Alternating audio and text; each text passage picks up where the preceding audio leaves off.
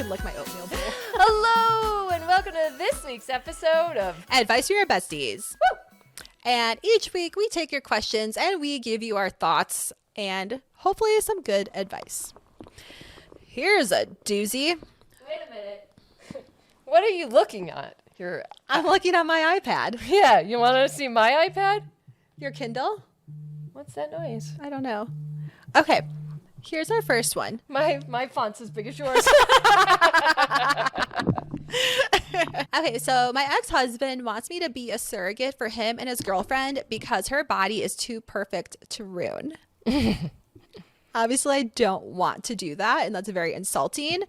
But how can I tell him no without ruining our relationship that we have to keep intact for our daughter? Be like, I don't care about your dumb bitch wife who wants to keep her perfect body. Like, pay for some liposuction and a mommy makeover after she gives birth to your own child. And I'm not involved anymore. We're not married for a reason. No reason to, like, carry a baby for your ex-husband and his girlfriend. Like, that's fucking stupid. 2 words. Okay. No, thank you. No, thank you. 3 words. 3 words. No, thank you. I don't want to. I don't want to. Okay, that's 4 words. Please don't make this a thing. They didn't really ask you. You think they just did. No one's really come on now. Oh, this is so angry. What I can tell you is just tell them no, thank you. You guys, I don't know that I can give you what you need here. But thanks for thinking of me. That's it. That's it. Don't make this a bigger deal than it has to be. They'll find somebody else. They're just like trying to rope you in because they think they can manipulate you. Yeah. Minimal communication. Sounds like they can. So don't let them. Okay. Where are we at here? I'm on my big ass iPad looking at Hey, you all want the to look at my questions. Kindle? The font's the same fucking size. Now it's smaller again. Okay. Okay. So I have a small closet and a rack that is stuffed with t-shirts and flannels. Every 1 to 2 months that I haven't washed my clothes, they start to smell very musty to the point where I can't even stand to wear them. I understand there's poor air circulation going on in my closet, but how can I circumvent this? I feel like washing my clothes every 2 months is not the solution. Thanks, because we're clothing experts and fashion experts, I guess. We're the right people to ask. Thanks for asking. Yeah. What's the problem? You're not washing your clothes enough? I mean, like, I don't wash all my clothes every 2 months. All of them? I only wash the clothes that I wear. Yeah. Flannel has a tendency to get musty and retain. I don't know what it is about the fibers. So I would find a different way in which you house them. Maybe you put them, instead of hanging them up in your tight closet. This is something I need to think about. I think, don't they make those little, like, bags or, like... Yeah. There's a number of ways. You could do like a mothball, like scented, like air freshen system. I mean, like I would love if you could send me a picture of your closet because then I could kind of give you better suggestions. But I would look at that closet. I would take everything out and I would look and see what the situation is. Can you add some more structural and like organizational elements to this closet rather than just like one big rung, right? And then can you like hang up the t-shirt, like put the t-shirts in maybe a dresser and then allowing for more space on the rod for the flannels. Question, how many flannels do you have? Sounds like maybe you should offload a flannel or two. Yeah, you got a lot of flannels. Do they need their own closet? I mean, are you committed to flannels? Is this Bradley Thorne? Oh, Bradley. Oh, Bradley. Well, sir. I bet they're dirty. So heamy. Okay. Just don't wear any clothes. That's the issue. How about those Throw them all away. suspenders and that belt? That belt. Ay. Slay. Okay, so let's see, what else should you do? You should launder them, but there's a bigger issue here. I think maybe, you know what, there could probably be a mold issue or like something going on in your entire closet house area. So you should actually probably start there because that's what I mean. Like, this isn't, and that's kind of not normal. No. That's not a normal thing. So I would start with the actual circulation air in your home. Yeah. And then maybe an air freshener.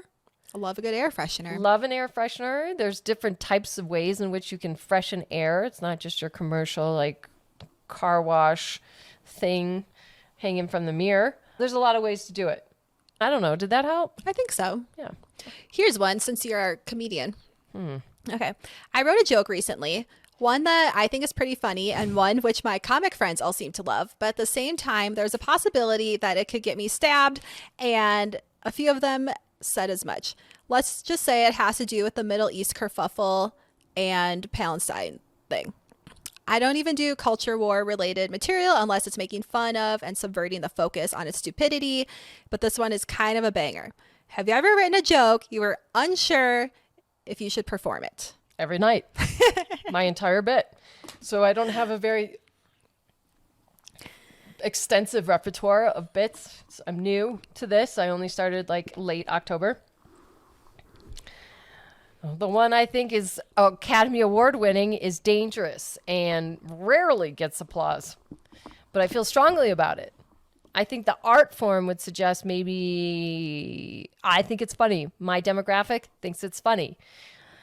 No one ever laughs when I present it. So yes, I actually think about this every day. In fact, so much so that I'm like, should I continue to do this because I don't think I'm that talented? I think that there is an audience for every joke. And when you're going to these different comedy shows and comedy clubs, your people might not always be there. So yeah, it's gonna be like, ugh. And also when people like are cringing or kind of like, oh, I'm kind of uncomfortable. I mean, it's because you're hitting something of the truth. And it makes them uncomfortable because they might be hearing something that's reflected inside of them that they don't like about themselves. So I think that if it's making people have that response, like you are onto something and it is funny. Maybe not like LOL, raffle, rolling on the floor laughing. I think I was like, what the fuck is raffling? Rolling on the floor laughing, like belly laugh. But if it's like, ha, oh, like if you get a reaction, I think that's good. I do think you have to define what is your goal. Yeah. Right? Are you trying to educate? Are you trying to entertain? Are you trying to like... Are you trying to give like a shock value? Because just like Dave Chappelle, he keeps on doing jokes about trans people and people are like, oh my God, I can't believe he's still doing it. And like, oh, that's so wrong. Okay, but you're still laughing. Yeah, we're still talking about him. Still talking about him. So... I know. I'm struggling. Just moments ago, Lindsay's like, you should keep going. And I was like, I don't know. So my heart goes out to you. Let me know what you do because I'll do what you do. Yeah. Okay. My husband had an affair that lasted for 6 months and he got his girlfriend pregnant. I didn't know about it until recently. And until the pregnancy came to light, we decided to try and reconcile. Aren't you regretting that decision now? He said he was so sorry and would pick me. Yeah. Now that I found out she's pregnant, what? I told him he has to choose between his two families. And he did choose between his two families. It's not you. I'm sorry, go ahead. He got angry and asked me to let him be a parent to the new kid and stay with him because he loves me. I was about to agree, and then he showed me a text when he was drunk about how they were planning a wedding. Am I wrong for setting up boundaries and asking him to either pick me or his pregnant mistress? Girl. I'm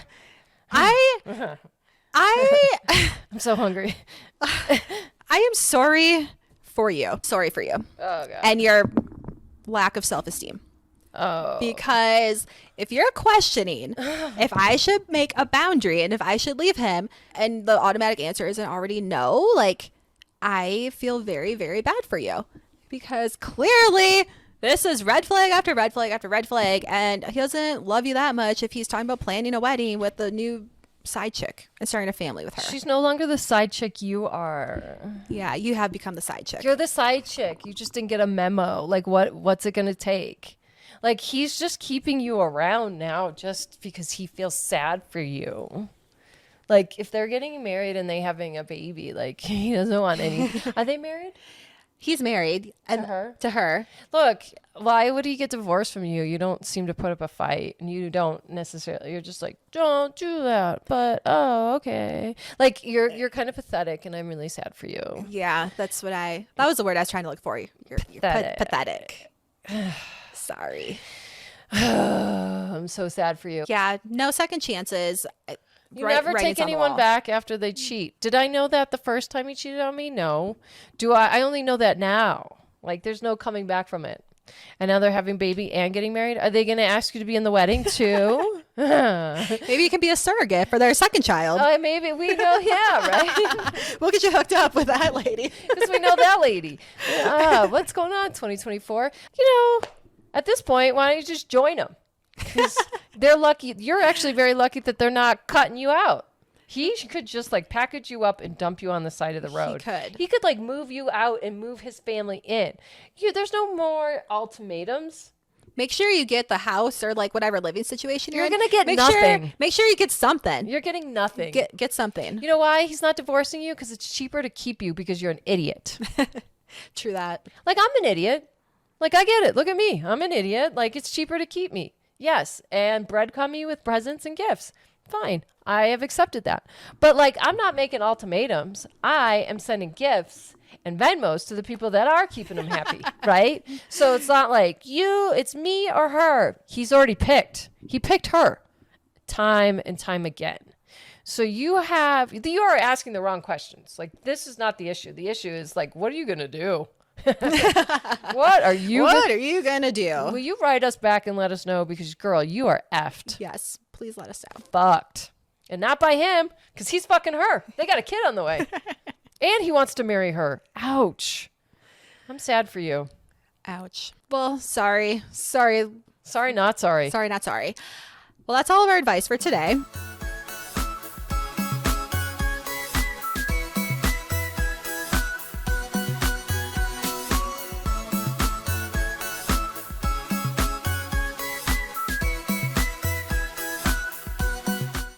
Disclaimer.